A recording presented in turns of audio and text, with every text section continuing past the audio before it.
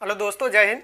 देखिए, आज हम ज्योग्राफी पढ़ेंगे और ज्योग्राफी में जो क्लास है सिक्स्थ की, जो हमारा अभी हम सबसे पहले पृथ्वी हमारा आवास है, ये क्लास सिक्स्थ की हम सिक्स से हम स्टार्ट कर रहे हैं। उसके बाद सिक्स्थ लेके हम क्लास ट्वेल्थ तक पढ़ेंगे और इसमें हम ज्योग्राफी पढ़ रहे हैं, पॉलिटी भी पढ़ेंगे, इकोनॉमिक्स भी पढ़ेंगे और जो भी हिस्ट्री बसता है वो भी पढ़ेंगे। हाँ, कुछ सब कुछ पढ़ेंगे क्लास सिक्स्थ में। और सेवन्थ, एट, नाइन, टेंथ, 11, 12 इस तरीके के जो भी कंपटीशन लेवल तक जाते हैं उस तरह के लेवल। अब जो आप समझ रहे होंगे कि ये सिक्स्थ क्लास है, ये सिक्स्थ क्लास तो मैं पढ़ाऊंगा, लेकिन इसमें आप जैसे यूजफुल बोले तो आप आईएएस की तैयारी कर रहे हो, पीएससी की तैयारी कर रहे हैं, पीसीएस की तैयारी हो, कोई भी अदर एग्जाम की तैयारी कर रहे हैं, एसएससी एग्जाम की तैयारी कर रहा हूँ, जिसमें आपका जो जो बोलते हैं कि जीएस आता हो वो आपको मैं इसमें कवर करा के चलूंगा। क्लियर है? चलिए, जो भी पॉइंट्स बढ़ेंगे मैं आपको पॉइंट लिखा के चलूंगा। क्लास सिक्स्थ के साथ मैं आपको इतना एडवांस लेवल तक बना दूंगा कि आपको कोई भी कंपटीशन देंगे तो इसमें बुक में से आपसे कोई क्वेश्चन छूटेगा नहीं। तो दरअसल क्या होता है कि एनसीईआरटी से ही पूछे जाते हैं क्वेश्चन। जो भी क्वेश्चन पुटअप कर देते हैं तो वो एनसीईआरटी के थ्रू पूछ देते हैं, और जो भी मान्यता अगर आधार पर अगर कोई क्वेश्चन होता है, अगर एनसीईआरटी में जो लिखा गया है वही सत्यता के आधार पर वही सत्य माना जाता है। क्लियर है? तो आज हम दरअसल क्या है ना कि अब पहला चैप्टर पढ़ेंगे क्लास सिक्स्थ का, जो है ज्योग्राफी का। तो सबसे पहले हम ज्योग्राफी लिख लेते हैं। तो जो ज्योग्राफी,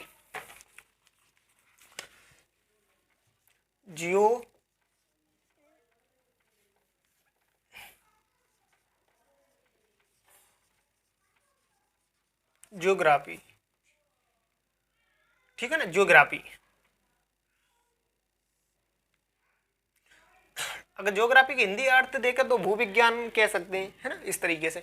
तो जो पहला जो है पहले हम हिंदी में पढ़ेंगे और उसके बाद हम इंग्लिश में भी पढ़ेंगे, ठीक है ना। तो सबसे पहले हम हिंदी में शुरुआत करेंगे। जैसे सौरमंडल में पृथ्वी, चैप्टर नंबर का पहला है। जैसे सौरमंडल में पृथ्वी जैसे शब्द आ गया तो सौरमंडल आप क्या समझ पा रहे हैं? जैसे इसमें कॉस्मोलॉजी के बारे में, जैसे आप आगे जाएंगे तो आप कॉस्मोलॉजी के बारे में पढ़ेंगे। कॉस्मोलॉजी में कॉस्मोलॉजी का अर्थ होता है कि ब्रह्मांड विज्ञान होता है, ब्रह्मांड विज्ञान, cosmology, cosmology,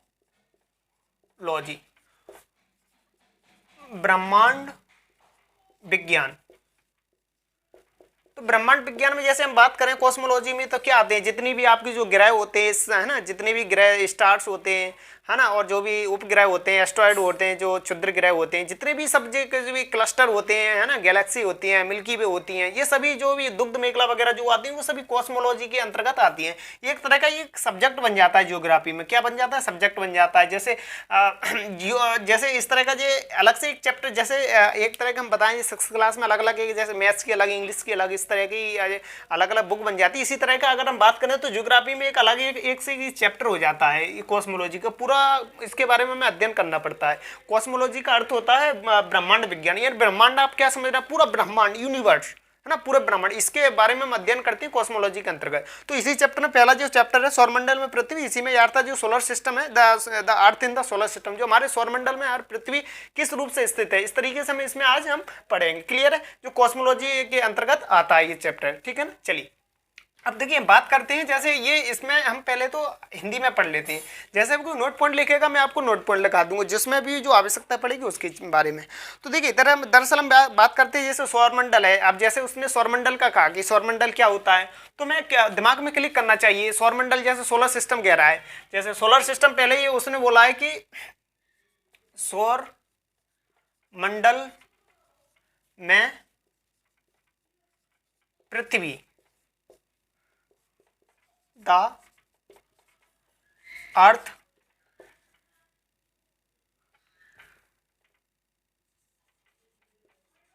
the earth in solar system,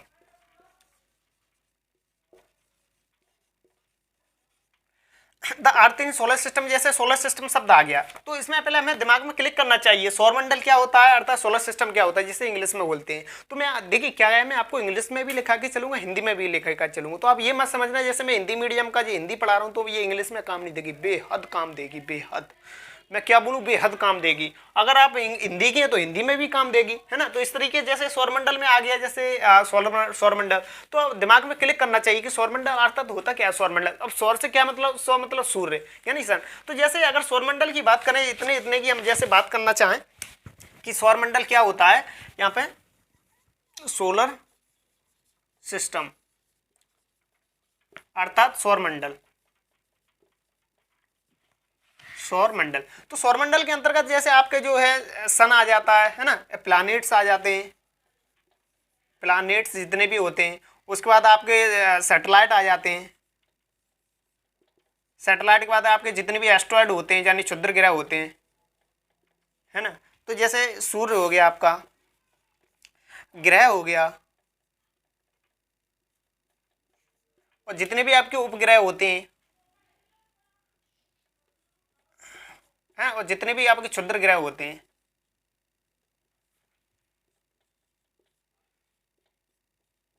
क्षुद्र ग्रह।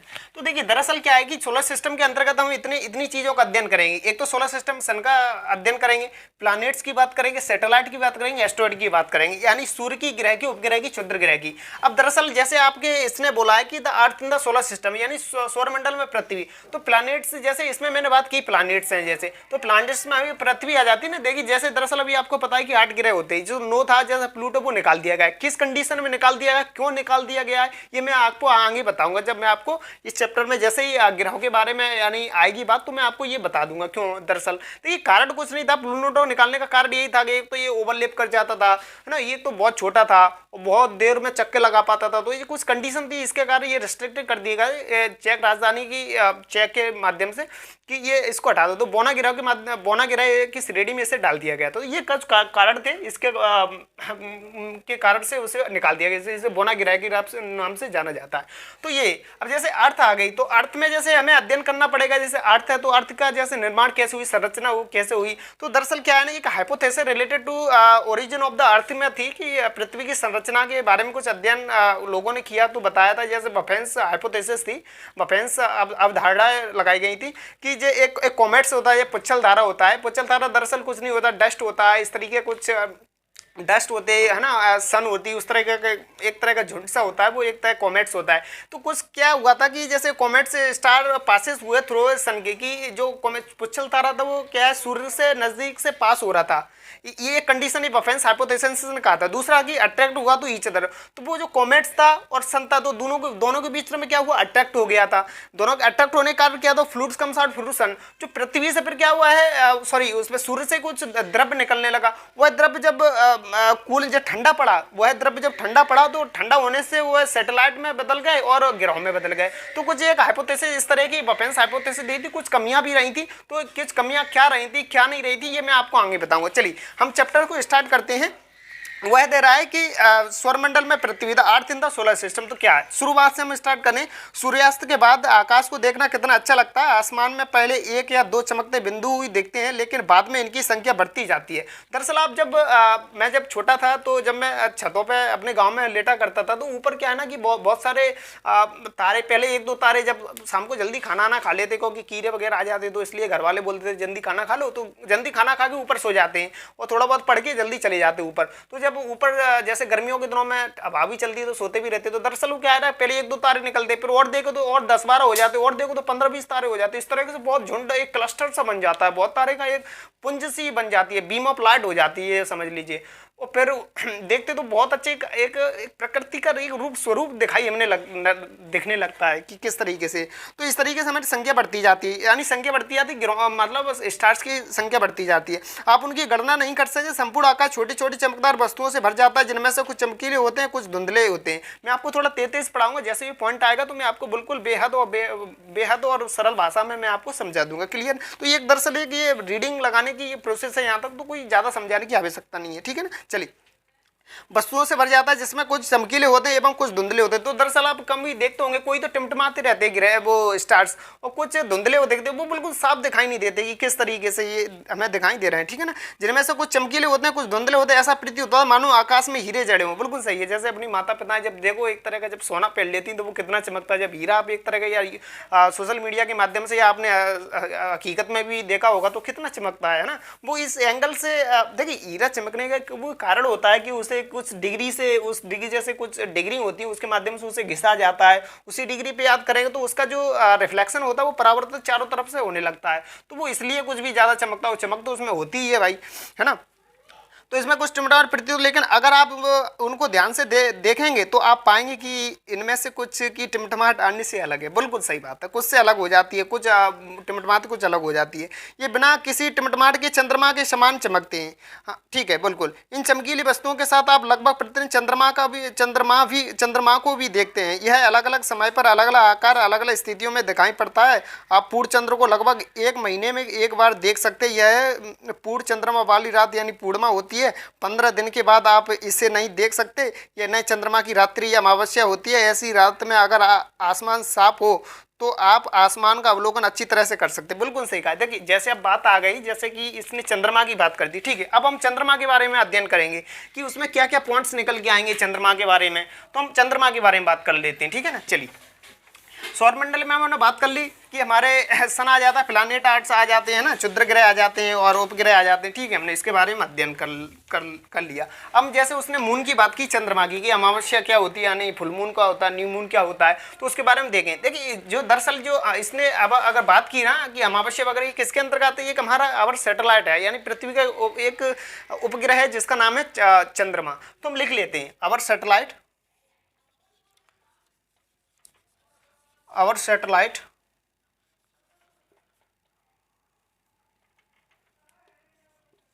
अगर यदि आवर सैटेलाइट की बात करें तो क्या होता है, मून है ना। तो यहां हमारा उपग्रह, हमारा उपग्रह क्या है, चंद्रमा है, चंद्रमा। तो देखिए चंद्रमा जैसे है अवर मून सैटर्न, तो चंद्रमा जिस तरीके से है तो इसमें अमावस्या पूर्णिमा किस तरीके से बदलती है, इसके बारे में हम अध्ययन करने के लिए तैयार हैं। चलिए, तो क्या होता है, मून लाइट से रिफ्लेक्टेड होती है, लाइट ऑफ द सन, ठीक है। इसके बारे में हम आगे अध्ययन करेंगे। जैसे अवर सैटेलाइट है, मून है, तो क्या है, जैसे इसमें मून लाइट से होती है, वो रिफ्लेक्ट होती है किसके माध्यम से, सन के माध्यम से। तो हम लिख लेते हैं यहाँ कि क्या लिखेंगे, मून लाइट, जैसे मूनलाइट है तो रिफ्लेक्ट होती फ्रॉम द सन,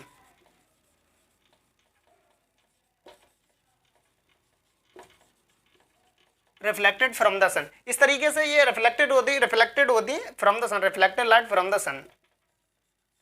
तो चंद्रमा प्रकाश,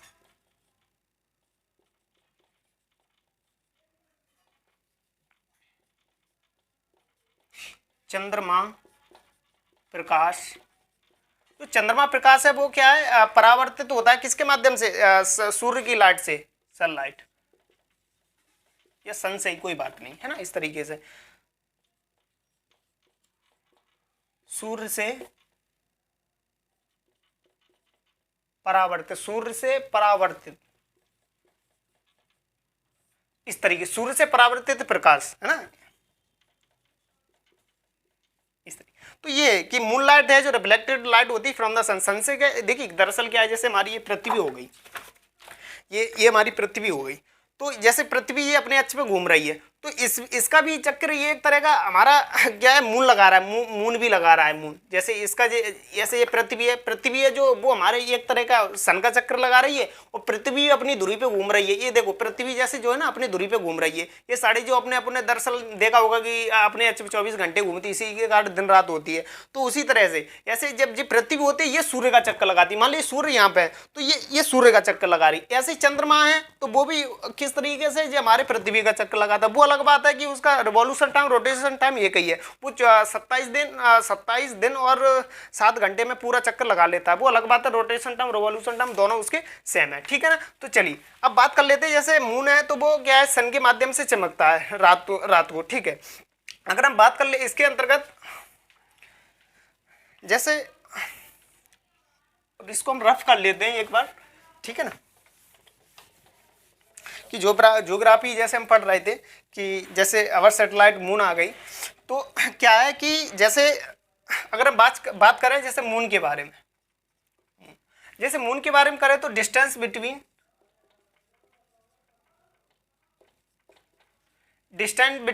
मून एंड सन, ठीक है। यदि हम इसके बारे में बात कर रहे हैं डिस्टेंस बिटवीन सन, तो आपने देखा हो मैक्सिमम डिस्टेंस हो जाती है, मैक्सिमम डिस्टेंस कितने, 40,060 किलोमीटर, इस तरीके। इस मैक्सिमम डिस्टेंस को हम क्या कहते हैं, इसको मैक्सिमम डिस्टेंस को कहते हैं पेरिजी, क्या बोलते हैं, अपोजी, अपोजी। मैक्सिमम डिस्टेंस को अपोजी यानी अपभू, क्या बोलते हैं, अपभू, उपभू, उपभू है ना, अपभू, अपोजी को इस तरह। अब दूसरी अगर बात करें तो मिनिमम डिस्टेंस क्या होती है, मिनिमम डिस्टेंस की बात करें तो ये कितना होगा, 3,84,000 इतना किलोमीटर, इस तरीके को। इसको इसको क्या कहते हैं, पेरेजी, पेरेजी यानी इसको अपभू बोलते हैं इसको। अब जैसे याद करें, जैसे डिस्टेंस बिटवीन, अगर इसको हिंदी में लिखाएं तो दूरी किसके मध्य, दूरी, दूरी सूर्य और चंद्रमा के मध्य, है ना, इस तरीके से लिख सकते हैं कि ज्यादा डिस्टेंस जो है,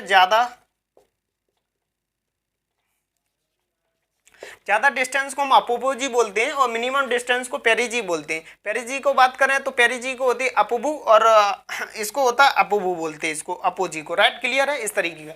यदि हम चंद्रमा के बारे में बात करें, इसका रोटेशन टाइम और रिवॉल्यूशन टाइम तो इसका सेम है, रोटेशन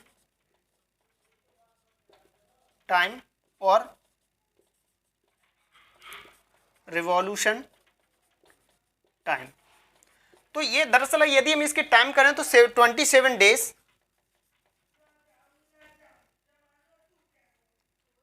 प्लस 7 आवर्स, इतने में वो अपना रोटेशन टाइम घूर्णन भी और जैसे मैंने आपको बताया ना कि इस तरीके से कि हमारा पृथ्वी, तो पृथ्वी का अपने अपने दूरी पे भी वो इतने 27 घंटा और 7 घंटे, वो 27 दिन में और 27 घंटे में भी वो घंटे में घूम जाता है और पृथ्वी का भी चक्कर लगा लेता है। इसी तरह से आपको पता होना चाहिए, यदि पृथ्वी से चक्कर लगाता है तो 57% केवल 57% सॉरी 59% केवल विजिबल होता है चंद्रमा पूरा, और जो दरअसल क्या है ना कि 51 इनविजिबल ही रहता है, इसलिए तो हमें चंद्रमा को पूरा नहीं देख पाते हैं। तो क्या होता है कि चंद्रमा जैसे अगर हम बात करें, इसका विजिबल पार्ट की बात करें, विजिबल पार्ट की करें तो 59% हमको विजिबल होता है, और इनविजिबल की बात करें, visible part of moon,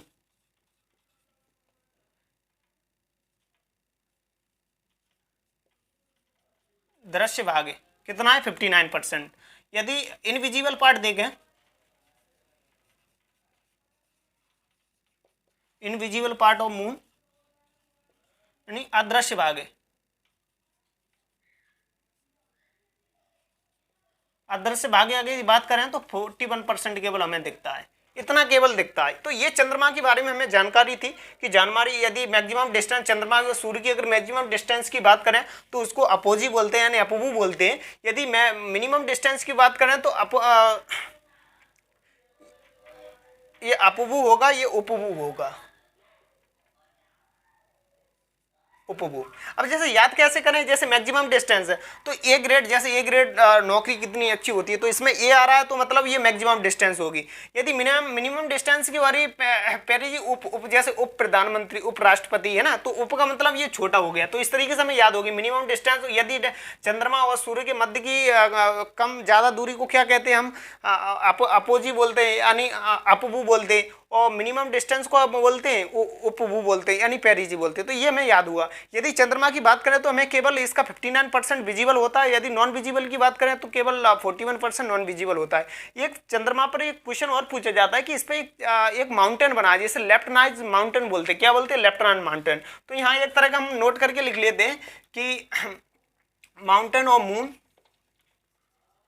mountain in moon, mountain of moon की बात करें तो इसका क्या नाम है, इसका नाम है लेफ्ट नाइज,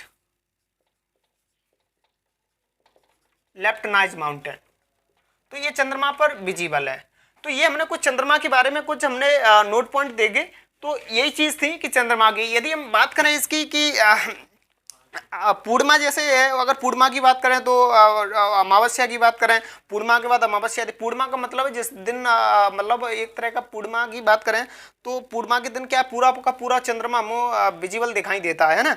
और वो कृष्ण पक्ष भी होता है 7-8 दिन में, फिर उसके बाद कृष्ण पक्ष आ जाता है। और फिर उसका ब्राइटनेस अगर बात करें अमावस्या अमावस्या अमावस्या पूर्णिमा, ये 14-14 दिन का टाइम होता है। यदि बात करें कि 14-14 दिन में दरअसल उसको देखिए देखिए यहाँ पे जो टोटल लगे, यदि बात करें 28 डेज मान लेते, लेकिन होता नहीं है। होता तो इतना 28-7 डेज इस तरीके का है ना, चंद्रमा का इस तरीके का।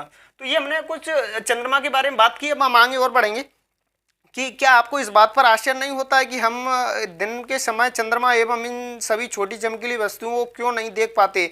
ऐसा इसलिए क्योंकि सूर्य से अत्यधिक तेज प्रकाश का कारण रात के समय चमकने वाली वस्तुओं को हम दिन में नहीं देख पाते। सही बात है। देखिए जब चंद्रमा का प्रकाश इतना अत्यधिक आता है तो जो भी तारे होते हैं उसके प्रकाश के कारण हम नहीं देख पाते, क्योंकि पृथ्वी से हमारे काफी नजदीक है सूर्य। सूर्य एक जो तारा है वो काफी नजदीक है हमारे, और तारे बहुत दूर है, जिस कारण उसके प्रकाश से हमें और चीजें दिखाई नहीं देती हैं, है ना।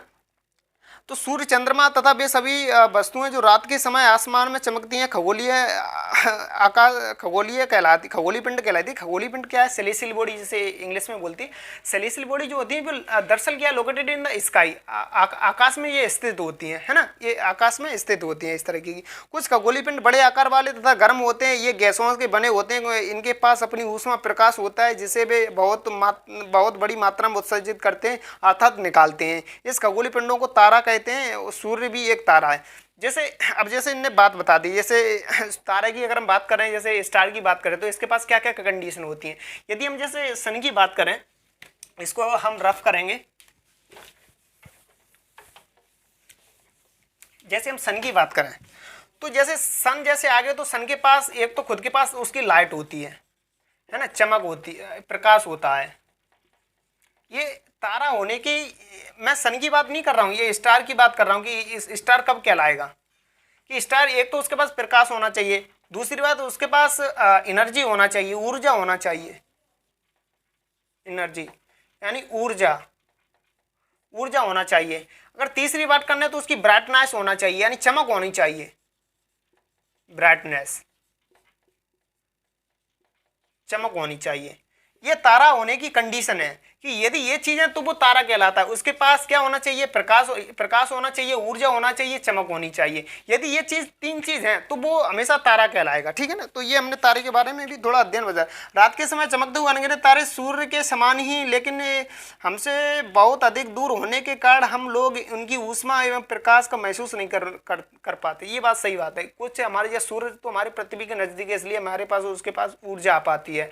यदि कुछ तारे इतने करोड़ों दूर हैं, जब बताइए जब सूर्य 15 करोड़ किलोमीटर दूर है, तो और तारे तो जाने उसके 1000 गुना दूर हैं। ये मान लीजिए इतने दूर हैं, तो आप वहाँ काकुल प्रकाश यहाँ तक आ पाएगा पृथ्वी। तो इस कारण ये बता रहा है अत्यंत छोटे दिखाई पड़ते, इसलिए वो अत्यंत बहुत छोटे छोटे दिखाई मतलब दिखते हैं। आपने अवश्य ध्यान दिया होगा कि कुछ दूरी से देखने पर सभी वस्तुएं छोटी दिखाई पड़ती हैं। अत्यधिक ऊंचाई पर उड़ रहा हवाई जहाज कितना छोटा दिखाई देता है। सही बात है। जब अपने छत से ऊपर जब जहाज जाता है तो जब नीचे होता है तो वो बहुत बड़ा दिखाई देता है, जब ऊपर जो उड़ता है तो बहुत छोटा दिखाई देता है ना। तो ये आपका जो अनुभव किया हुआ उदाहरण के तौर पर उन्होंने बताया। रात्रि में आसमान की ओर देखते समय आप तारों को विभिन्न समूहों द्वारा बनाई गई विविध आकृतियों को देख सकते हैं, जिसे नक्षत्र मंडल एंड कॉन्स्टिलेशन कहते हैं। सही बात। जैसे आपने एक सप्तऋषि सुना होगा, जब अपने दादा वगैरह पापा वगैरह से पूछा होगा, एक 7 तारों का एक समूह जब देखते हैं उसको सप्तऋषि बोलते हैं। उर्सा मेजर, बिग बियर इसी प्रकार का एक नक्षत्र मंडल है। बहुत आसानी से पहचान में आने वाला नक्षत्र मंडल सप्तऋषि, जो मैंने आपको अभी बताया। 7 तारों का समूह है जो कि नक्षत्र मंडल उर्सा मेजर उर्सा माइनर बोलते हैं। अपने परिवार या पड़ोसी में किसी बड़े व्यक्ति से कहिए कि वह आपको आसमान में अधिक तारों, ग्रहों और नक्षत्र मंडलों को दिखाई। आप अपने बड़े वगैरह बूढ़े, वैसे आप पहचान जाते, यदि नहीं जानते तो आप अपने दादा दादी वगैरह से पूछिए कि ये क्या है, तो वो दरअसल बता दें, वो उससे परिचित होते हैं। प्राचीन समय में लोग रात्रि में दिशा का निर्धारण तारों की सहायता से करते थे। उत्तर तारा उत्तर दिशा को बताता। जैसे दरअसल क्या है कि जब बहुत पुरानी समय की बात कर रहा है कि जब उत्तर तारा होता तो उत्तर दिशा को संकेत कर देता है। इसी को ध्रुव तारा या नॉर्थ स्टार कहते थे, है ना। ये आसमान में हमेशा एक ही दिशा में रहता था। ये जो नॉर्थ स्टार था ये हमेशा नॉर्थ की डायरेक्शन एक ही डायरेक्शन में रहता था, अर्थात नॉर्थ की डायरेक्शन में रहता था। हम सप्तऋषि की सहायता से ध्रुव तारों की सहायता को जान सकते हैं। चित्र 1.1 में आप यदि इसमें देख पा रहे हैं तो ये देखिए फेसिंग नॉर्थ है इसका, ये सांकेतिक तारा द पॉइंटर स्टार, ये ध्रुव तारा, ये एक ही जगह स्थिर रहता बना रहता है। ये सप्तऋषि की कंडीशन इसने उर्सा मेजर, उर्सा माइनर, सप्तऋषि और ध्रुव तारा के बारे में ये बता रहा है संकेतिक। ये पश्चिम की तरफ खड़ी हुई है ना। तो ये कुछ चीज़ें बताई गई हैं इस तरीके की, है ना। कुछ खगोलीय पिंडों में, अब हम यहाँ से पढ़ रहे हैं, कुछ खगोलीय पिंडों में अपना प्रकाश एवं ऊष्मा नहीं होती है, वे तारों के प्रकाश से प्रकाशित होते हैं। ऐसे पिंड ग्रह कहलाते हैं। देखिए वो क्या है, इनके पास जैसे अब ग्रह जैसे शब्द आ गया तो ग्रह के पास ना तो उसके पास ना तो प्रकाश होता है, ना तो उसके पास ऊर्जा होती है, ना उसके पास चमक होती है। वो किसकी सहायता से लेके करता है, वो तारों से लेके ये तब वो प्रकाश दे पाता है, तभी वह एनर्जी दे पाता है, तभी वह चमक दे पाता है। तो जैसे अपनी पृथ्वी है तो रात हो जाती है जब सूर्य जब अपने से जब जैसे दूर पहुंच गया मान लीजिए, तो वो तो रात हो जाती है ना। जब पास जैसे आ जाता है तो मान लीजिए कि जैसे पास आ गया तो उजाला हो गया। तो सूर्य के कारण ये जब पृथ्वी हमारा एक ग्रह है तो उसके कारण ही तो हमारे पास चमक हो पाती है, ऊर्जा मिल पाती है। तो सूर्य नहीं होता तो हमारे पास ग्रह, हमारे पृथ्वी की ग्रह के पास कुछ नहीं होता है ना चमक होती ना कुछ होता। ठीक है, इस तरीके के कुछ बारे में हमें जानकारी दी गई है। ग्रह जिसमें अंग्रेजी में प्लेनेट कहते हैं, ग्रीक भाषा के प्लेनेट शब्द से बना है जिसका अर्थ होता है परिभ्रमण, अर्थात वेंडरर्स जिसे इंग्लिश में बोलते हैं। चारों ओर घूमने वाले पृथ्वी जिस पर हम रहते हैं, ये ग्रह है, यह अपना संपूर्ण प्रकाश एवं ऊष्मा सूर्य से प्राप्त करती है, जो पृथ्वी के सबसे नजदीक का तारा है। पृथ्वी को बहुत अधिक दूरी से गैस जैसे चंद्रमा अधिक दूरी से जैसे चंद्रमा से देखने पर यह चंद्रमा की तरह चमकती हुई प्रतीत होती है। कोई बात नहीं, ठीक है। अब जैसे पेज नंबर 3 है, इसमें एक डायग्राम बनाए हुए हैं, तो ये मैं पहले रफ करूंगा।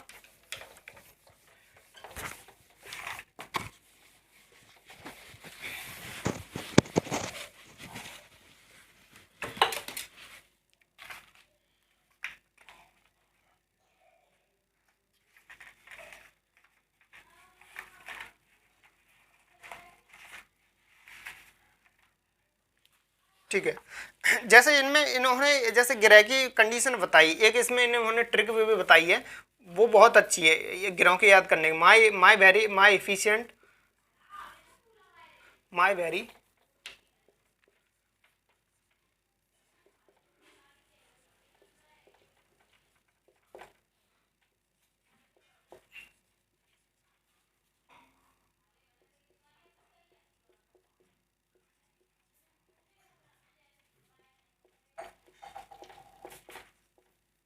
जैसे इन्होंने ग्रह की ट्रिक बताई, जैसे एम से जैसे मरकरी हो गया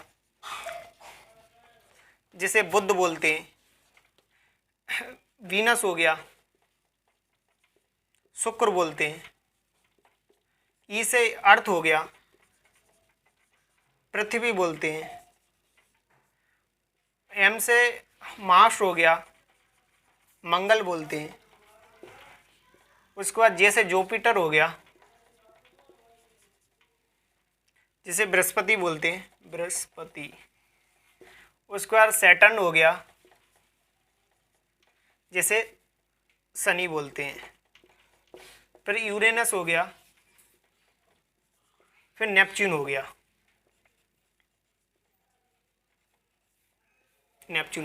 है ना। इस तरीके के अरुण वरुण जैसे बोलते हैं, है ना, अरुण और वरुण हिंदी में, इस तरीके। तो ये ट्रिक है, my very efficient mother just serve us nuts. तो ये याद करने की ट्रिक है कि इस तरीके से क्रम से हम ग्रहों को याद कर सकते हैं। तो ये इसमें दरअसल उसके बारे में थोड़ी जानकारी बताई गई है, तो ये हम थोड़ा आगे पढ़ेंगे। ठीक है, चलिए।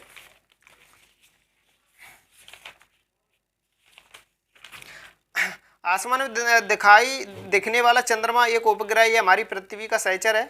ठीक है, तथा इसके चारों ओर चक्कर लगाता है। हमारी पृथ्वी के समान 7 अन्य ग्रह हैं जो सूर्य के प्रकाश से ऊष्मा प्राप्त करते हैं, और उसमें से कुछ के पास अपने चंद्रमा भी है। ठीक है, देखिए जैसे उनने बात की कि उनके पास कुछ भी अपने चंद्रमा का, मतलब कुछ ग्रहों के पास खुद के पास सैटेलाइट, लेकिन 2 ग्रह ऐसे हैं जिनके पास कोई सैटेलाइट नहीं।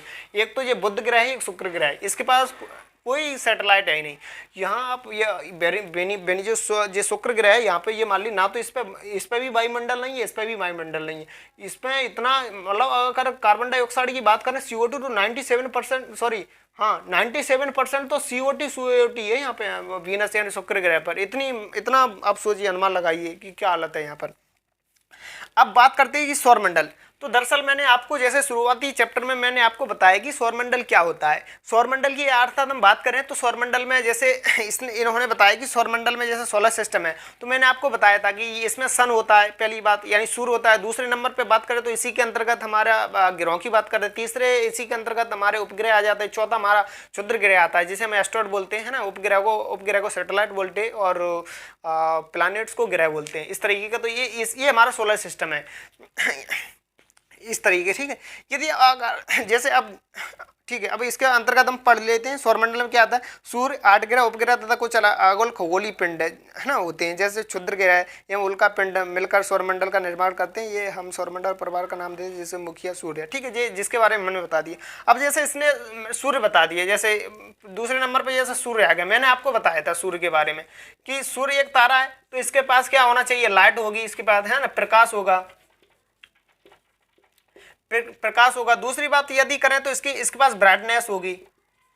ये एक सूर्य एक तारा है, तो तारा होने की एक कंडीशन होनी चाहिए, ब्राइटनेस होगी, यानी चमक होगी, इसके पास चमक होगी, है ना। तीसरी बात करें, लाइट हो गई, ब्राइटनेस हो गई, है ना, लाइट और एनर्जी भी होगी इसके पास,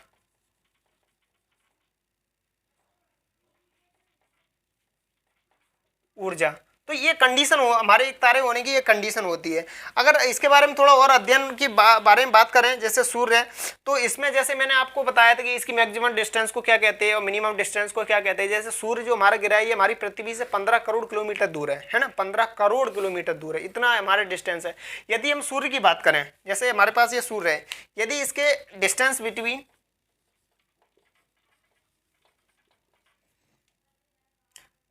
बिटवीन सन एंड अर्थ, ठीक है, हम बात कर लेते हैं, यानी दूरी की बात करें किसके, सूर्य और किसके और किसका, पृथ्वी, इसकी दूरी की हम बारे में बात कर लेते हैं, है ना, ठीक है। हम इसके बारे में बात करते हैं। तो जैसे मैक्सिमम डिस्टेंस की बात करें,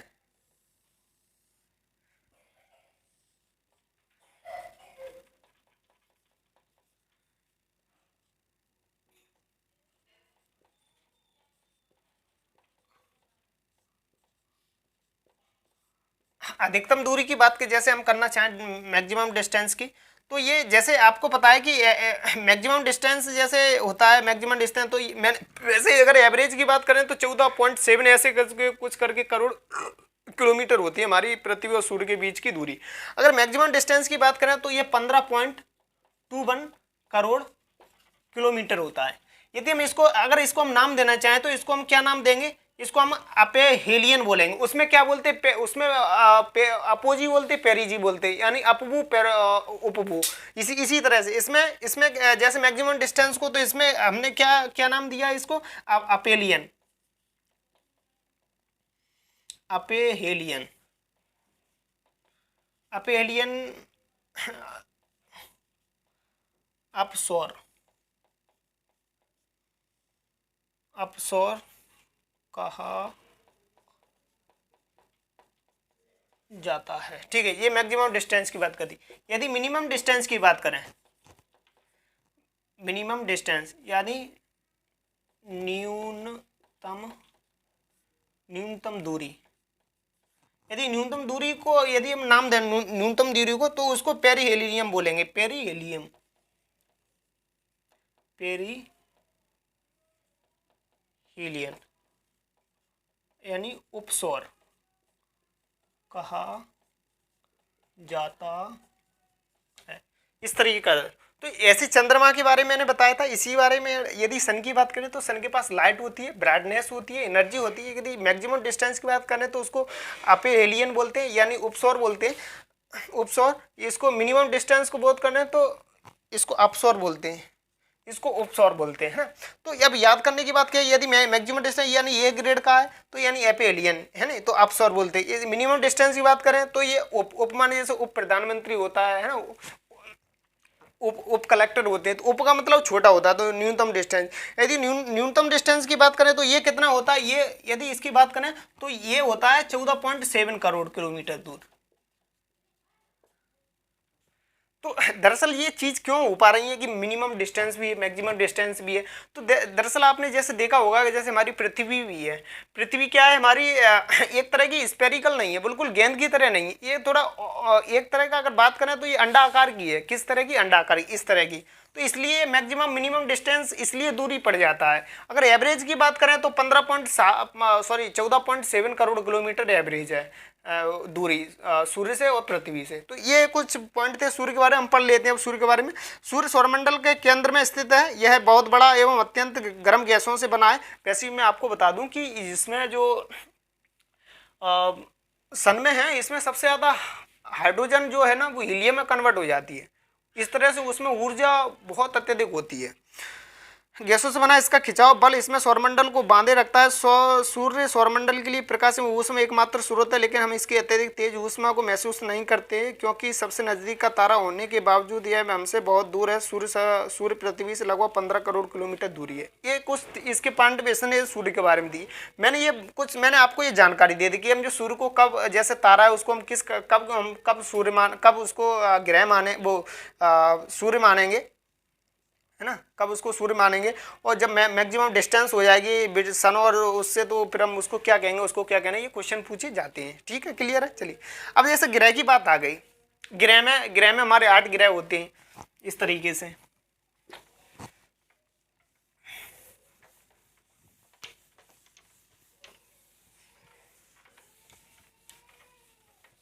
ठीक है, जैसे इसने ग्रह की बोल दी, हम ग्रह लिख लेते हैं। ग्रह यानी प्लैनेट।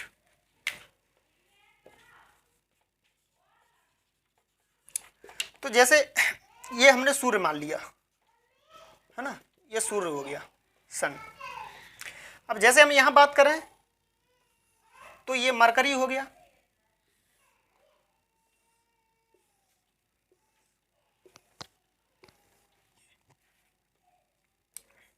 ये बुध हो गया।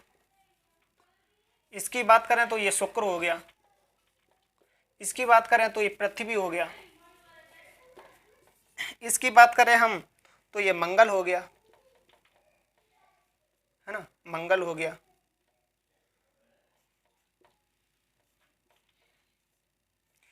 अगर हम इसकी बात करें मंगल के बाद तो बृहस्पति हो गया, बृहस्पति हो गया।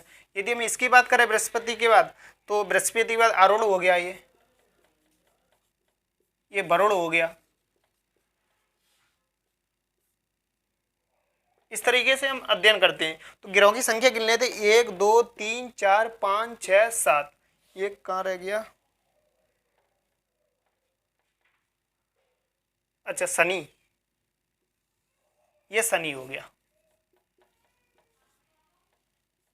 तो ये हमारे ग्रहों की संख्या है। अब जैसे ग्रह जैसे शब्द आ गया, तो ग्रह जैसे, अब ये ग्रह होने की कंडीशन क्या है, ना तो इसके पास लाइट हो खुद की, वैसे किसी के माध्यम से चमके वो अलग बात है, कि सूर्य के माध्यम से चमकता है वो अलग बात है।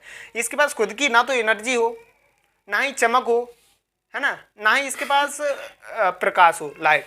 तो ये इस तरह ये कंडीशन हो जाती है ग्रह बनने की, है ना तो इसके पास टेम्परेचर हो खुद का, ना ब्राइटनेस हो, इस तरह की। आदि अब प्लानिट कब मानेंगे कि जैसे ये किसी का चक्कर लगा, ये एक तो ये रिवॉल्व करे, किसी का कोई भी ग्रह हो उसका चक्कर लगाए। जैसे पृथ्वी, जैसे हम ये पृथ्वी ले लेते हैं, जैसे मैंने अभी आपको बताया कि जैसे ये पृथ्वी, ये अपने अक्ष पे भी घूमती जा रही है, अपने अक्ष पे भी घूमती जा रही है, और ये सूर्य का भी चक्कर लगाती जा रही है, सूर्य का भी चक्कर लगा अपनी एक्सिस, अपनी दूरी पे भी घूम रही है, और सूर्य का भी चक्कर लगा रही है। इस तरीके से ये लगाती रहती है, ठीक है ना।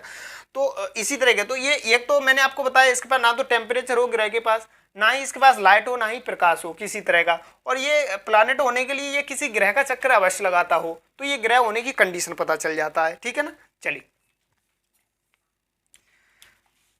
तो ये कुछ हमने चीज़ें देखी थी प्लानिट के बारे। अब जैसे हाँ, अब मैं उसकी बात करता हूँ, जैसे प्लूटो ग्रह क्यों निकाल दिया गया।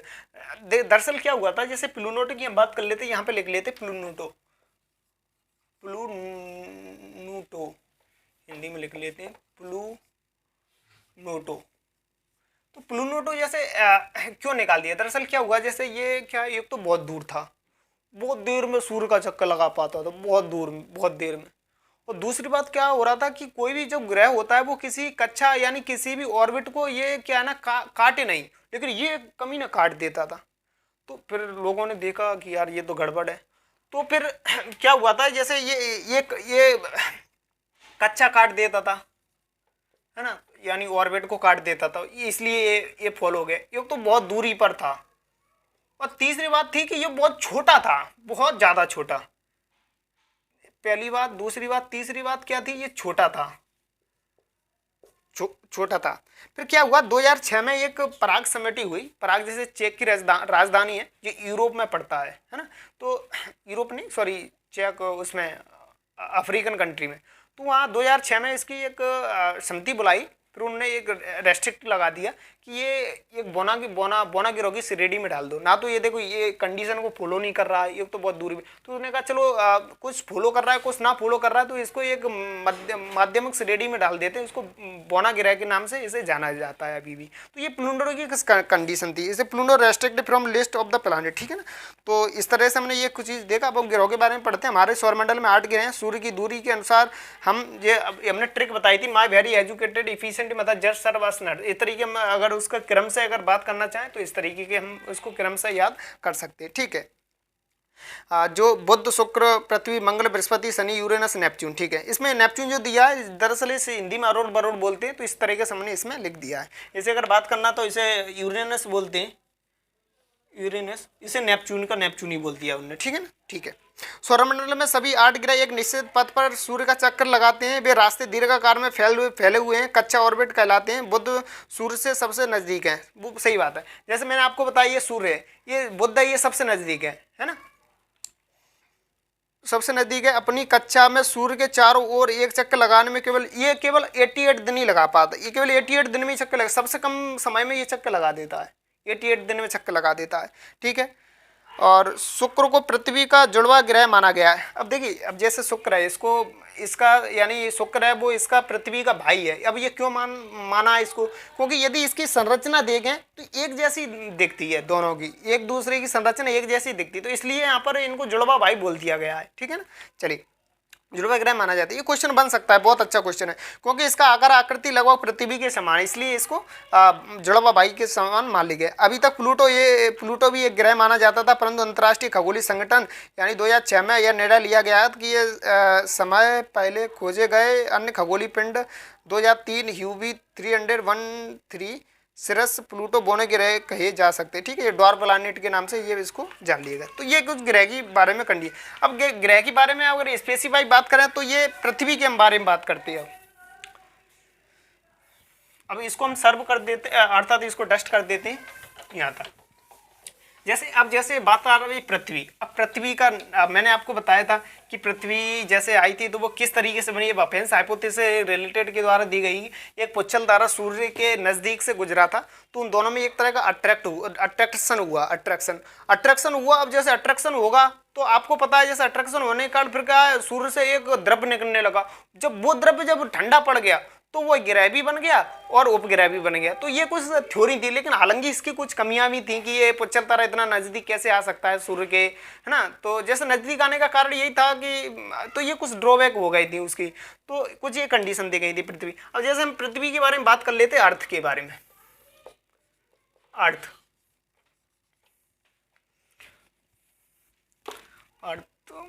मार्कर कहाँ है, काला वाला ये, चलिए कोई बात। जैसे अर्थ है तो अर्थ है इसका, अगर हम इसकी शेप करते हैं तो जियोड शेप है इसका, जोड़। और अगर दूसरी अगर बात करें जोड़ की बात तो ऑबलेट, स्पेरॉइड, इस तरीके। वैसे एक दूसरी एक जैसे इलेप्टिकल शेप, वैसे हमने जब 12th के स्टैंडर्ड में पढ़े थे तो एक इलेप्टिकल और एक नाम से जान, इलेप्टिकल शेप, अंडाकार इलेप्टिकल शेप, है ना, इस तरीके से समझा। अगर हम दूसरी बात करें तो ये थर्ड नियरेस्ट प्लानिट है of the sun, third nearest planet of sun, यानी सूर्य से सबसे सूर्य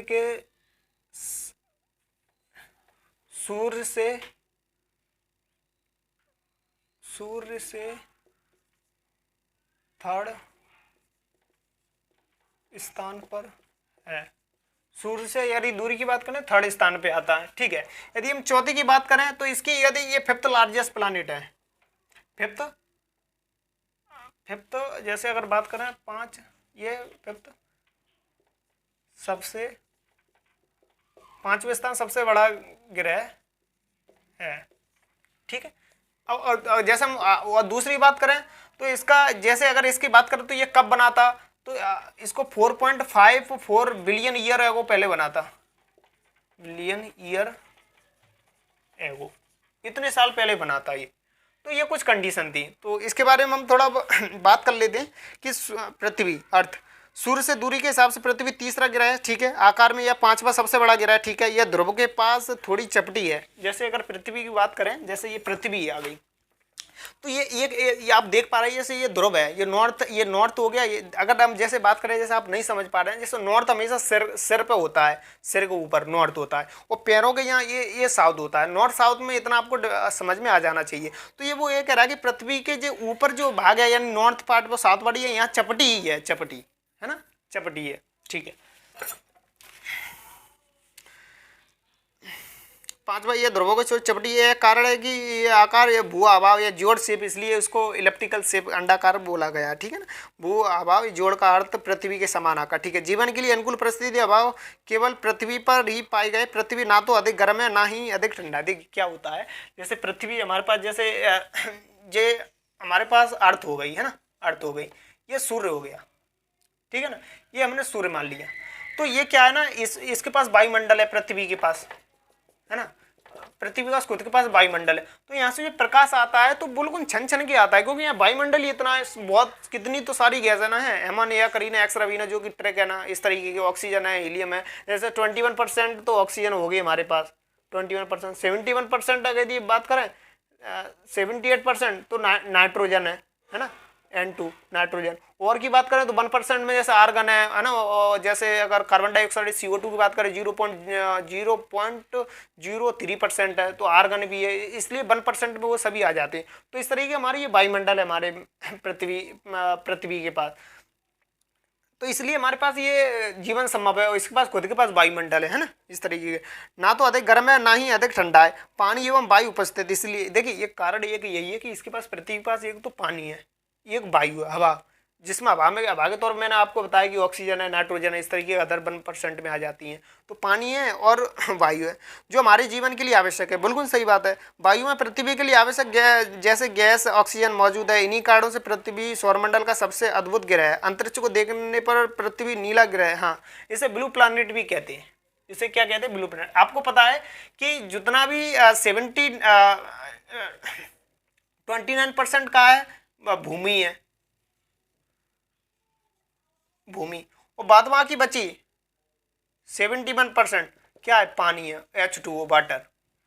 तो इसीलिए जब आसमान क्या है नीला गिरा दिखाई देता तो पानी के कारण ही हमको कैसा नीला गिरा यानी ब्लू प्लैनेट दिखाई देता है, इसलिए हमें पृथ्वी को ब्लू प्लैनेट कहते हैं, ठीक है। चलो, क्योंकि इसकी 2/3 सतह पानी से ढकी है, मैंने 2/3 है ना, 2/3 सब 71%, इसलिए इसे नीला ग्रह कहा जाता है। अब जैसे चंद्रमा था, चंद्रमा को मैं शुरुआत में आपको पढ़ा चुका हूँ कि मैक्सिमम डिस्टेंस कितनी होती है, मिनिमम डिस्टेंस मैंने मैक्सिमम डिस्टेंस अपोजी बोलती है, मिनिमम डिस्टेंस पेरिजी बोलते हैं, है ना। उसको चंद्रमा जैसे सूर्य के प्रकाश के कारण ये चमकता है ना, इस तरह की कुछ कंडीशन थी। ऐसे उसका रोटेशन रिवॉल्यूशन टाइम 27 आवर 7 घंटा था, 27 मतलब 27 डेज एंड 7 आवर्स, है ना। विजिबल पार्ट उसका 59 विजिबल पार्ट था और 41 इनविजिबल पार्ट था। उस पर अगर यदि माउंटेन की बात करें, लेफ्ट नाइजैंड माउंटेन था उस पर, है ना, इस तरीके के। अब हम पृथ्वी यानी मून के बारे में पढ़ लेते हैं। हमारी पृथ्वी के पास केवल एक उपग्रह चंद्रमा है। इसका व्यास पृथ्वी के व्यास का केवल 1/4 है। बताइए, व्यास की बात कर रहे हैं या रेडियस की? यह इतना बड़ा इसलिए प्रतीत होता है क्योंकि यह हमारे ग्रह से अन्य खगोलीय पिंडों की अपेक्षा नज़दीक है। यह हमारे लगभग 3,84,000 किलोमीटर दूरी है। अब आप पृथ्वी से सूरज चंद्रमा की दूरियों की तुलना कर सकते हैं। सही बात है, वो 15 करोड़ किलोमीटर दूर है सूर्य हमारी पृथ्वी से, और ये केवल कितना है, 3,84,000 किलोमीटर। इसलिए हमें थोड़ा ये बड़ा दिखाई देता है क्योंकि इतना पास है। वो बताइए कितना उसके कितने गुना हो गया। तो ये कुछ हमारे चंद्रमा के बारे में जानकारी दी गई है। चंद्रमा पृथ्वी का एक चक्कर लगभग 27 दिन में पूरा करता है। लगभग इतने ही समय में यह अपने अक्ष पर एक चक्कर भी पूरा करता है। इसके परिणामस्वरूप पृथ्वी से हमें चंद्रमा का केवल एक ही भाग दिखाई पड़ता है। चंद्रमा की परिस्थिति जीवन के लिए अनुकूल नहीं है। इसका सतह पर पर्वत, मैदान एवं गड्ढे हैं जो चंद्रमा की सतह पर छाया बनाते हैं। पूर्णिमा के दिन चंद्रमा पर इनकी छाया को देखा जा सकता है। देखिए क्या होता है कि जैसे हमारे पास जैसे अब हम ये अर्थ को हटा देते हैं ना, तो देखिए क्या है, जैसे हमारे पास ये मून है, तो मून के पास उसके पास क्या नहीं है ना, तो इसके पास वायुमंडल है। तो वायुमंडल ना होने के कारण बस कोई भी चीज हो, जैसे अगर पत्थर भी थोड़ा फेंकेंगे तो कितना गड्ढा कर देगा, क्योंकि खुद के पास वायुमंडल नहीं है उसके पास। तो जब वायुमंडल नहीं है तो वायुमंडल ना होने के कारण, जैसे मून हो गया ये हमने, ठीक है, मून मान लिया। अब इसके आसपास में ना तो वायुमंडल है, तो जो भी एस्ट्रॉइड होते हैं, क्षुद्र ग्रह होते हैं, वो सीधे इस पे आके गिरते हैं, धड़ाम धड़ाम धड़ाम धड़ाम धड़ाम। तो यहाँ गड्ढे पड़ जाते हैं, वो गड्ढे इसलिए थोड़े माउंटेन भी हमें दिखाई देने लगते हैं। तो यही कारण है कि इसके पास, मून के पास वायुमंडल ना होने के कारण इसमें गड्ढे पट्टे बहुत हो गए। अब जैसे हम बात करें, जैसे अपने यूक्लिप्स सूर्य ग्रहण सुना होगा, चंद्र ग्रहण सुना होगा, कि क्या कारण है कि सूर्य ग्रहण चंद्र ग्रहण पड़ जाता है। तो जैसे हम बात करें जैसे इक्लिप्स यानी ग्रहण की बात करते हैं। तो ग्रहण में सबसे पहले, जैसे अब ग्रहण की अगर मीनिंग हम जैसे जानने की कोशिश, ग्रहण का मीनिंग यानी अर्थ की जैसे हम जानने की कोशिश करें, तो क्या होता है, इनविजिबल पार्ट होता है, इनविजिबल और डिसअपियर। क्या होता है, अदृश्य भाग। इसी का यदि ग्रहण यदि शब्द आ जाए तो केवल इनविजिबल पार्ट होता है। ग्रहण का अर्थ क्या होता है, इनविजिबल पार्ट होता है। ठीक है, क्लियर है, इतना यहां तक समझ में आ गया। ठीक है, चलिए आज जैसे अगर हम बात कर लेते हैं कि जैसे सूर्य ग्रहण पड़ता है,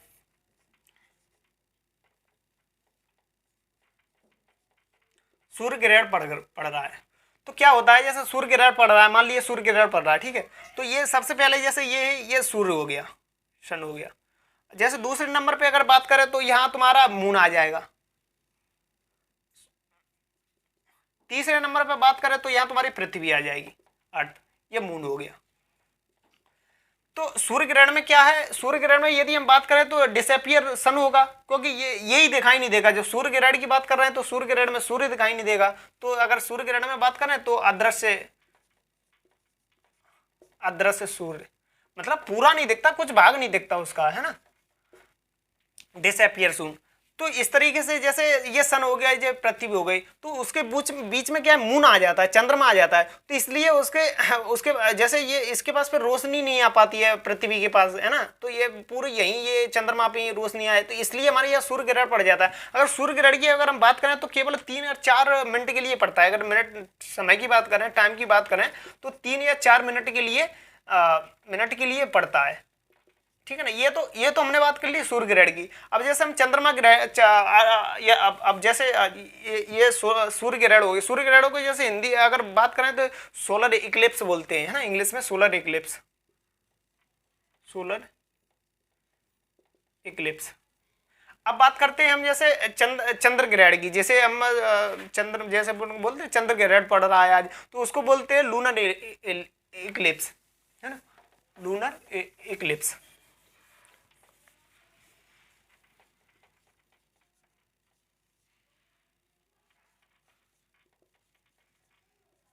ये होता है चंद्र ग्रहण।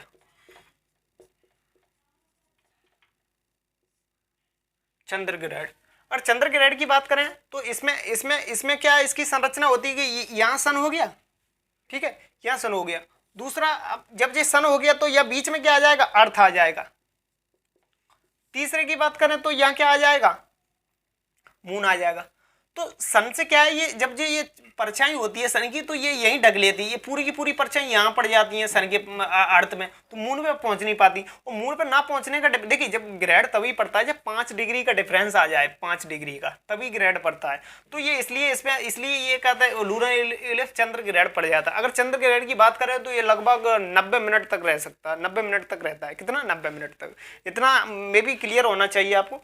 अब बात कर लेते हैं, ये तो हमने ग्रेड के बारे में बात कर ली, कुछ हम चंद्रमा के बारे में कुछ थोड़ा और जानने की बात कर लेते हैं। जैसे सुपरमून होता है, तो सुपरमून क्या होता है ना, हार्वेस्टिंग मून क्या होता है। जैसे अगर सुपरमून की बात करें तो देखिए हम एक महीने में जैसे लगभग अपने 28 दिन होते, वो सॉरी 30 दिन होते हैं, एवरेज मान लेते हैं, ठीक है, कि ये होता है। सुपरमून की बात करें,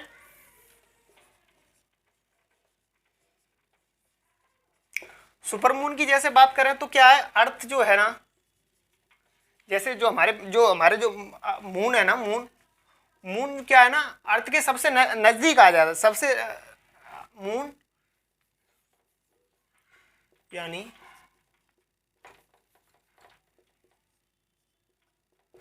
चंद्रमा कौमा पृथ्वी से सबसे नजदीक, ये सुपरमून कहलाता है।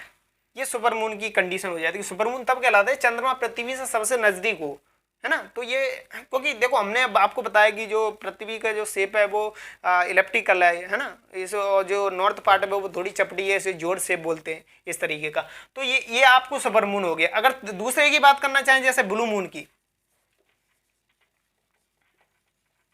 ब्लू मून, तो ब्लू मून क्या होता है, जैसे एक महीने में 2 बार पूर्णिमा हो जाए। क्या हो जाए? एक महीने में 2 बार पूर्णिमा हो जाए, यानी 2 फुल मून हो जाए, 2 बार पूर्णिमा यानी 2 फुल मून। अगर क्योंकि 28 देखिए मान लीजिए जैसे पहले 1 तारीख को ही पड़ गया तो वो 14 दिन के अंतराल होता है, तो वो अब जैसे 29वें दिन या 28वें दिन पड़ जाएगा, तो एक ही महीने में 2 बार पूर्णिमा हो गई कि नहीं। तो यही कारण हो जाता है कि इसी कारण से ब्लू मून कहते हैं, 2 बार पूर्णिमा यानी 2 बार फुल मून हो जाता है। ये हमने देखा था क्या कहते हैं चंद्रमा के बारे में। अब जैसे तीसरी बात करें चंद्रमा की, तो रेड मून की बात करें, रेड मून क्या होता है। तो रेड मून कुछ नहीं होता, बेहद सिंपल होता है कि ब्लू मून और सुपर मून को मिला दे तो वो रेड मून हो जाता है। Blue moon plus super moon को, सुपर मून क्या हो, एक तो चंद्रमा हो वो पृथ्वी के सबसे नजदीक हो, और दूसरी बात तो सबसे नजदीक होने के कारण 2 पूर्णिमा हो जाए, है ना, तो वो रेड मून हो जाता है। अब चौथी बात करते हैं हार्वेस्टिंग मून। हार्वेस्टिंग मून, जैसे यदि हम हार्वेस्टिंग मून की बात, हार्वेस्ट मान होता है मतलब काटना वगैरह, तो जैसे दरअसल मार्च और अप्रैल में कटाई चलती है, तो इस दिन जो गांव में बोलते हैं उजाला पाक बोलते हैं, उजाला पाक गांव में। तो ये उजाला पाक होता है, अंधेरा पाक, उजाला पाक, तो ये हो जाता है हार्वेस्टिंग, जिसमें फसल काटी जाती है ना। तो ये हो जाता है हार्वेस्टिंग मून, मार्च और मून यानी जिस समय मून लाइट पड़ती हो। तो ये हमने चंद्रमा के बारे में पढ़ा। अब बात करते हैं जैसे क्षुद्र ग्रह, एस्ट्रॉइड। जैसे अब देखिए क्षुद्र ग्रह क्या होता है, जैसे क्षुद्र ग्रह जो है मंगल और बृहस्पति के बीच में क्षुद्र ग्रह होते हैं, ये एस्ट्रॉइड बेल्ट पाई जाती है यहाँ पे। ये मैं थोड़ा क्षुद्र ग्रह के बारे में आपको बता रहा हूँ, ये एस्ट्रॉइड बेल्ट हो गई, एस्ट्रॉइड बेल्ट, ये क्षुद्र ग्रह हो गए।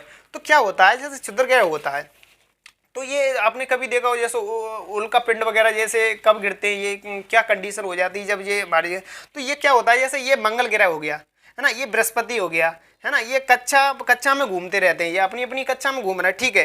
ये ग्रहों के टूटे हुए भाग होते हैं। जब ये जो दरअसल ये क्षुद्र ग्रह हैं, ये क्या है, ग्रहों के टूटे हुए भाग है। तो ये चंद्रमा और कहते हैं मंगल के बीच में फंस गए। ये क्यों फंस गए, क्योंकि इनके गुरुत्वाकर्षण, इतना गुरुत्वाकर्षण है इन दोनों का, तो इनको फंसाए रखे हुए हैं, मतलब इनको एस्ट्रॉइड को, ठीक है ना, क्षुद्र ग्रहों को फंसाए हुए हैं। मंगल और बृहस्पति के गुरुत्वाकर्षण के कारण ये मतलब ये फंसे हुए हैं यहाँ पे, है ना, कारण दोनों ग्रहों के बीच फंस जाते हैं इस तरह से। से। तो फिर जैसे अब कभी तुमने सुना होगा कि जैसे पृथ्वी पर उल्कापिंड गिर गया, तो कारण क्या है, जैसे ये मंगल ग्रह है, मंगल ग्रह धीरे धीरे धीरे धीरे वो यहाँ आ गया, क्योंकि ये पता है अपन को चक्कर लगाते रहते हैं, ये धीरे धीरे मान लो यहाँ पीछे हो गया, तो ये पृथ्वी यहाँ गई, तो यहाँ का गुरुत्वाकर्षण हट के वो सीधा यहाँ आ जाता है, तो बहुत बड़े बड़े आते, तो ये पृथ्वी के वायुमंडल के कारण क्या होता है कि वायुमंडल होने के कारण ये धीरे धीरे जलने लगते हैं, है ना, घर्षण हो गए, यानी वायुमंडल से घर्षण होता है, तो ये जलने लगते तो धीरे धीरे कभी कभी तो वो वहीं वायुमंडल में ही जल के राख हो जाते हैं। वो कभी कभी इतने बड़े आते हैं कि थोड़ा थोड़ा जाके वो कहीं ना कहीं पृथ्वी पे आ जाते हैं, तो बहुत सारे बड़े गड्ढा कर देते हैं, है ना, बहुत सारे गड्ढा कर देते, तो ये कारण हो जाता है क्षुद्र ग्रहों के बारे में। क्षुद्र ग्रह ये एस्ट्रॉयड बेल्ट में पाए जाते हैं, ये उल्कापिंड वगैरह जब ये गिरने लगते हैं तो यही कारण हो जाता है। अब मैं थोड़ा आगे आपको क्षुद्र ग्रहों के बारे में बताता हूँ। देखिए क्षुद्र ग्रह की बात करें तो कोई बड़ी बात नहीं है कि क्षुद्र ग्रह केवल जुपिटर और मार्स के बीच में एस्ट्रॉयड बेल्ट पाई जाती है, इन गुरुत्वाकर्षणों के कारण ये बीच में टिके हुए हैं, ठीक है ना। चलिए, तारों, ग्रहों और उपग्रहों के अतिरिक्त असंख्य छोटे पिंड भी सूर्य के चारों ओर चक्कर लगाते हैं, इन पिंडों को क्षुद्र ग्रह कहते हैं। ये मंगल और बृहस्पति की कक्षाओं के बीच में पाए जाते हैं, ठीक है। विज्ञान के अनुसार क्षुद्र ग्रह ग्रहों के ही भाग होते हैं, ठीक है, जो कि बहुत वर्ष पहले विस्फोट के बाद सूर्य से टूट कर अलग हुए। ये ना कहना चाह रहा है कि सूर्य से ये बहुत पहले टूट कर, ये पहले टूट कर ये एक तरह का ये भाग सूर्य के ही भाग हैं ये, है ना, एस्ट्रॉयड क्षुद्र, ठीक है।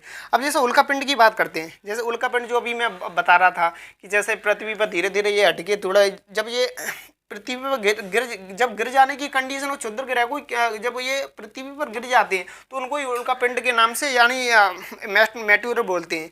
तो ये क्या हो, क्षुद्र ग्रहों के मंगल गुरुत्वाकर्षण के कारण खींच लेता है और स्वयं आगे बढ़ जाता है। तो मैंने अभी जैसे आपको बताया था, जैसे ये मंगल ग्रह आगे बढ़ गया और ये फिर पृथ्वी अपने गुरुत्वाकर्षण कर इनको खींच लेती है, तो इसलिए इनके कारण। अब दरअसल जैसे अभी मैंने बताया कि चंद्रमा यहाँ पर है और इसके पास खुद के पास वायुमंडल तो है नहीं, तो जितने भी जो क्षुद्र ग्रह होते हैं वो सीधे धड़ाम धड़ाम धड़ाम जहाँ पे आके गिरते हैं, तो इसलिए यहाँ पे गड्ढे वगैरह बहुत सारे पड़ गए हैं, है ना। तो ये वायुमंडल में घर्षण के कारण मैंने आपको बताया है, जब वायुमंडल में घर्षण के कारण ये सब जल जुली जाता है, तो ये उल्कापिंड कहलाते हैं। सूर्य के चारों चक्कर लगाने पर पत्थर के छोटे छोटे टुकड़ों को उल्कापिंड कहते हैं। देखिए एक मैं चीज़ और आपको बता दूं, जैसे लोनार झील बनी थी जैसे, तो ये उल्कापिंड गिर गया था इसलिए लोनार झील बन गई, जैसे प्रशांत महासागर बने। जैसे दरअसल बताया जाता है कि एक एजेप्टा नाम का ये मतलब एक उल्कापिंड गिरा था, उसको कि जैसे गिर जाते तो उनका नाम रख देते हैं, है ना, एजेप्टा नामक जैसे उल्कापिंड गिरा था। तो उसके कारण गिरने से कारण क्या हो गया था कि जितने भी डायनासोर थे अपने पृथ्वी पर वो सभी इतना बड़ा गिरा था कि उससे सारे डायनासोर मर गए थे, और उसी मरने के कारण वो इतना बड़ा था कि उससे प्रशांत महासागर का निर्माण हो गया था। तो ये कुछ कंडीशनें थी, है ना। इजिप्टा नामक पिंड के गिरने से डायनासोर की मृत्यु हुई थी और वहाँ प्रशांत महासागर का निर्माण हो गया, ये चीज़ें थी, ठीक है। तो कभी कभी ये उल्कापिंड पृथ्वी के इतने नज़दीक आ जाते हैं कि इनकी प्रवृत्ति पृथ्वी पर गिरने की होती है। इस प्रक्रिया के दौरान वायुओं के साथ घर्षण होने के कारण ये गर्म होकर जल जाते हैं, फलस्वरूप चमकदार प्रकाश उत्पन्न होते हैं। कभी कभी कोई उल्का पूरी तरह जले बिना पृथ्वी पर गिरते हैं, इसे धरातल पर गड्ढे बन जाते हैं, जो मैंने अभी आपको बताया था। क्या आपने तारे वाले खुले आसमान में एक और दूसरे ओर तक फैली चौड़ी सफ़ेद पट्टी की तरह एक चमकदार रास्ते को देखा होगा? यह लाखों तारों का समूह है। यह पट्टी आकाशगंगा मिल्की वे कहलाती है। हमारा सौरमंडल इस आकाशगंगा के एक भाग है। प्राचीन भारत में कल्पना आकाश में प्रकाश की एक बहती नदी से की गई थी, इस प्रकार इसका नाम आकाशगंगा पड़ा। आकाशगंगा करोड़ों तारों, बादलों, गैसों का एक प्रणाली है। इस प्रकार के लाखों आकाशगंगा मिलकर ब्रह्मांड का निर्माण करती हैं, ठीक है। जैसे देखिए अगर बात जैसे इनने कर दी जैसे आकाशगंगा की, तो मैं थोड़ा ये ऊपर रफ कर रहा हूँ। अब शायद मेरे को पूरा रफ कर देना चाहिए, मुझे यहाँ तक समझाना था, मैंने समझा दी। अब मैं आपको बात बता रहा हूँ, जैसे इनने बात की है जैसे आकाशगंगा, तो ये आकाशगंगा क्या होती है। चलिए जैसे हम यदि आकाशगंगा की बात करें तो आकाशगंगा कुछ नहीं है, ग्रुप ऑफ स्टार होती है। क्या होती है? ग्रुप ऑफ स्टार, यही आकाशगंगा कहलाती है। और ग्रुप ऑफ स्टार जो होती है, यही group of star our around Galaxy जो हमारी आकाशगंगा होती है उसी को दुग्ध मेखला यानी मिल्की वे बोलती है ना। चलिए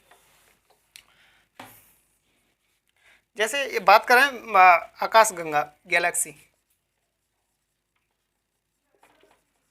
आकाश गंगा, है ना, मिल्की वे, तो ये क्या होती है? ग्रुप ऑफ स्टार होती है। ग्रुप ऑफ स्टार यानी तारों का समूह।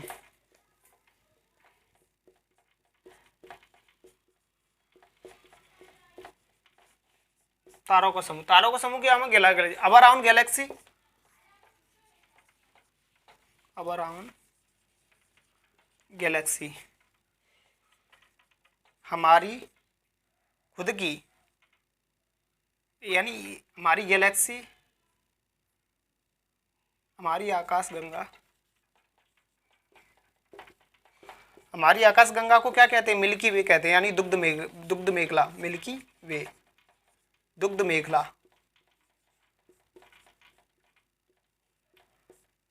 मेखा, दुग्ध मेखला, दुग्ध मेखला कहते हैं, है ना। अगर दुग्ध मेखला होती तो ये कुछ गैलेक्सी के बारे में हमें जानकारी थी, ग्रुप ऑफ स्टार हो, तारों का समूह होता है, और हमारी गैलेक्सी को दुग्ध मेखला कहते हैं, तो ये होती है गैलेक्सी इस तरह की। अब जैसे देखिए, अब इसने बताया था कि जैसे ये ब्रह्मांड जैसे बना है, तो ब्रह्मांड के बारे में एक अब इंटरेस्ट चीज बताऊं कि ब्रह्मांड का निर्माण कैसे हुआ था, क्या कारण हुआ था कि ब्रह्मांड बन गया, है ना। देखिए कुछ एक रचनाएं दी थी, जैसे दो रचनाएं दी थी, वो सॉरी दो सिद्धांत दिए थे। जैसे पहले बात करूं तो स्ट्रक्चर ऑफ द कॉस्मोलॉजी,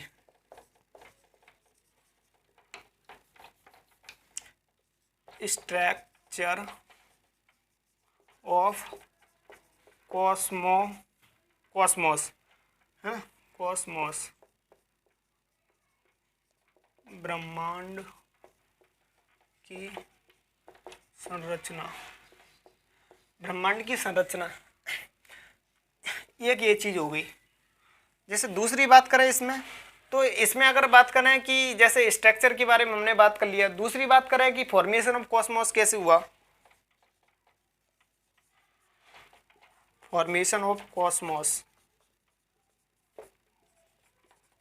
ब्रह्मांड की उत्पत्ति, कि ब्रह्मांड की उत्पत्ति कैसे हुई। तो मैं सबसे पहले मैं फॉर्मेशन ऑफ कॉस्मोलॉजी बताया, ब्रह्मांड की उत्पत्ति क्या हुई। देखिए दरअसल क्या है कि जैसे एक बिग बैंग एक थ्योरी दी गई थी, ये जॉर्ज लेमनतारे ने दिया था। ये लगभग आप अनुमान लगा लीजिए, ये लगभग 13.7 बिलियन ईयर एगो पहले साल दिया गया था। पहले बताओ, इतने साल पहले, बिलियन ईयर एगो,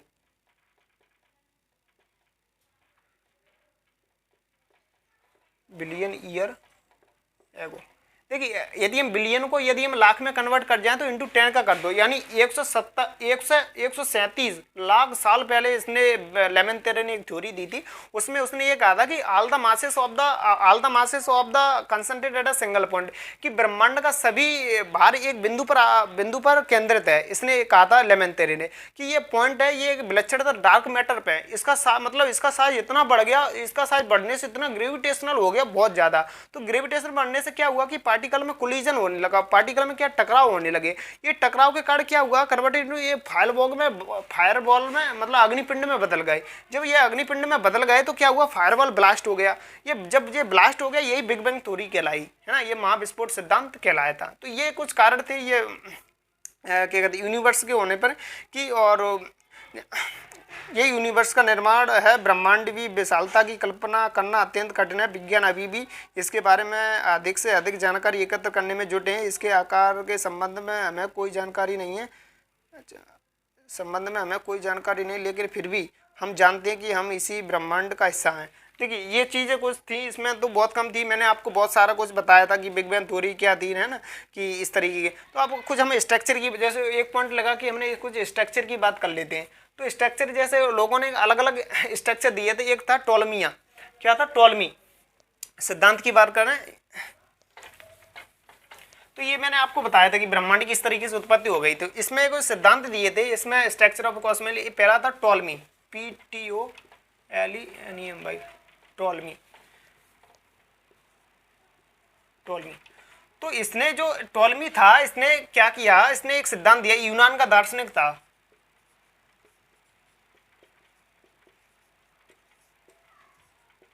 यूनान का क्या, ये दार्शनिक था। इसने जब सिद्धांत दिया था तो 140 एडी में दिया था, 140 एडी में।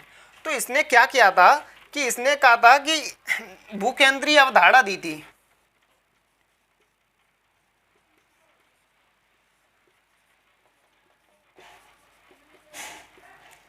भूकेंद्रीय अवधारणा दी, अगर इसे इंग्लिश में बोलें तो जियोसेंट्रिक हाइपोथेसिस, जियोसेंट्रिक हाइपोथेसिस, ये टॉलमी था, टॉलमी यूनान का दार्शनिक था, 140 एडी में इसने सिद्धांत दिया था भूकेंद्रीय। अब ये भूकेंद्रीय अवधारणा क्या थी कि ये पगला पता क्या कहता था कि जो अर्थ है ना, पृथ्वी, अर्थ यानी पृथ्वी, ये क्या है, ये स्थिर है, यानी ये बिल्कुल स्टेटिक है, ये किसी का चक्कर नहीं लगाती, ये अपनी जगह बनी रहती, ये सेंटर में बताता था ये पागल, सेंटर में। और ये कहता था कि जो सूर्य है यानी केंद्र में, और ये कहता था कि जो सूर्य है, सन,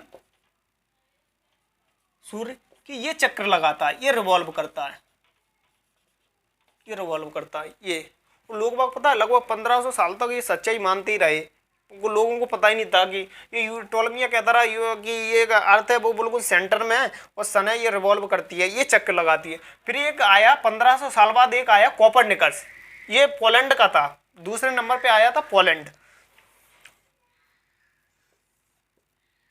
कोपरनिकस था। फिर इसने क्या दिया, ये पोलैंड का था, इसने 1543 में सिद्धांत दिया था। इसने जो दरअसल इसने जियोसेंट्रिक हाइपोथेसिस दिया था, ये फिर इसने हेलियोलिथिक हाइपोथेसिस दिया था,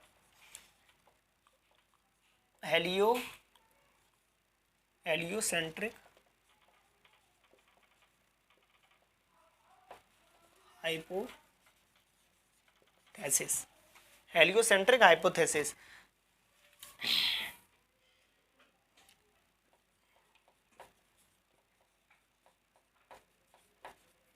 सूर्य केंद्रीय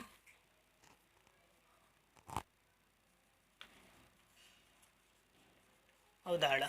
इसने क्या कहा था, ये कह रहा था कि जैसे ये कोपरनिकस था, इसने पोलैंड का था और 1543 एडी में दिया हेलियोसेंट्रिक यानी सूर्य केंद्रीय अवधारणा दी। इसने कहा था कि जो अर्थ है कि अर्थ है, इसने ये सेंटर ना करके ये कह रहा था कि अर्थ ही रिवॉल्व करती है। और दूसरी बात ये की थी कि इसने कहा था कि जो सन है यानी सूर्य है ये इसने सेंटर में बताया था, तो ये बिल्कुल सही था कोपरनिकस। ये पोलैंड बाद में ये गलत साबित हो गया था। तो ये कुछ चीज़ें आज हमने पढ़ी थी जियोग्राफी में, कॉस्मोलॉजी का एक पार्ट था जिसे ब्रह्मांड विज्ञान बोलते हैं, है ना। तो उसके बारे में आज हमने पूरा ये चैप्टर देखा था। आज अब अगले वीडियो में हम अगले एक नए शख्सियत चैप्टर से मुलाकात करेंगे। तब तक के लिए आप बुजुर्गों का सम्मान करते रहिए, हाँ, बड़ों की आज्ञा का पालन करते रहिए। जय हिंद, जय भारत, थैंक यू।